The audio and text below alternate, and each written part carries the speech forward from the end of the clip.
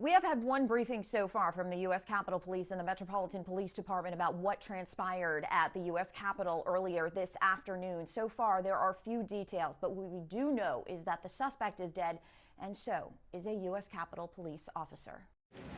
National Guard troops inside the halls of Congress after an incident outside the U.S. Capitol Friday led to a total lockdown. On Friday afternoon, U.S. Capitol Police responded to reports of a driver ramming a vehicle into two Capitol Police officers and a barricade on Constitution Avenue. A senior congressional aide and U.S. Capitol Police tell CNN that driver exited the car brandishing a knife. The U.S. Capitol Police reported a suspect taken into custody. The suspect later reported dead.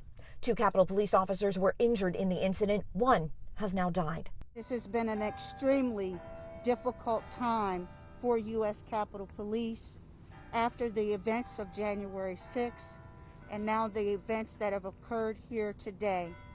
So I ask that you keep our U.S. Capitol Police family in your thoughts and prayers. Congress is not in session this week, and few lawmakers are working in the Capitol complex. Congressman Ro Khanna of California had just stepped out of his office when it all transpired. When I came back, I had frantic calls from someone on my staff saying, get away, there's an incident. And honestly, it did bring back memories of January 6th. The scene with the insurrection at the Capitol on January 6th is still fresh in lawmakers, officers, and Americans' minds. A massive outer ring of fencing erected around the campus after the riots was removed just weeks ago. We do not yet know much about the suspect, although officials said this was not somebody who was previously on the radar of the U.S. Capitol Police. The buildings of the Capitol complex remaining in lockdown until officials deem it clear. In Washington, I'm Karen Kafa. The suspect exited the vehicle with a knife in hand. Our officers then engaged that suspect.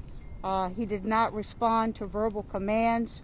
The suspect did start lunging toward U.S. Capitol Police officers, at which time U.S. Capitol Police officers fired upon the suspect.